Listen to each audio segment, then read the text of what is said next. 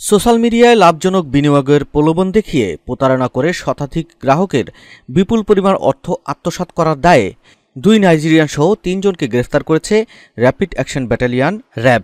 সোমবার গোপন সংবাদের ভিত্তিতে রাজধানীর বসুন্ধরা এলাকা থেকে অভিযান চালিয়ে তাদেরকে গ্রেফতার করা হয়। সাম্প্রতিক সোশ্যাল মিডিয়ায় বিভিন্ন বিদেশি নম্বর ব্যবহার করে বিনিয়োগের প্রলোভন দেখিয়ে ক্ষুদ্র থেকে মধ্যম মানের ব্যবসায়ীদের কাছ থেকে একটি চক্র বিভিন্ন দফায় অর্থ আত্মসাৎ করছে।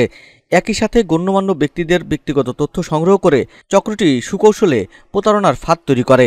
বিশ্বাস অর্জন করলেই হাতিয়ে নিচ্ছে লক্ষাধিক টাকা। এ ধরনের প্রতারণা বর্তমানে ব্যাপক হারে বেড়েছে এবং চক্রটি তথ্য প্রযুক্তির দিক থেকে যথেষ্ট দক্ষ।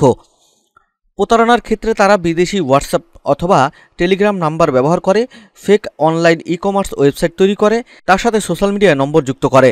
যে চক্রটিতে কিছু নাইজেরিয়ান নাগরিক জড়িত, যারা বাংলাদেশি মেয়েদের মিডিয়া হিসেবে ব্যবহার করে, আড়াল থেকে মোবাইল ব্যাংকিং এজেন্ট নম্বরে সরাসরি ক্যাশ ইন ক্যাশ আউট করে প্রতারণার সুনিপুণ ফাঁদ তৈরি করে এবং মিডিয়ার নিয়োজিত মহিলাদের মাধ্যমে বিশ্বাস অর্জন করার সাথে সাথেই হাতিয়ে নেয় লক্ষাধিক টাকা।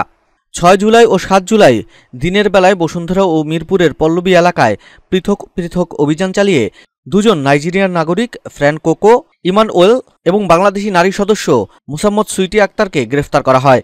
গ্রেফতারকৃতরা প্রাথমিক জিজ্ঞাসাবাদে প্রতারণার সাথে জড়িত থাকার বিষয়ে স্বীকার করেছেন।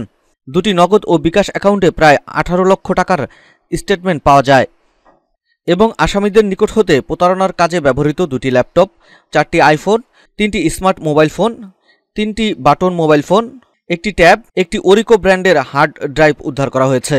উদ্ধারকৃত সরঞ্জামাদি ও গ্রেফতারকৃত আসামিদের বিরুদ্ধে আইনগত ব্যবস্থা প্রক্রিয়াধীন।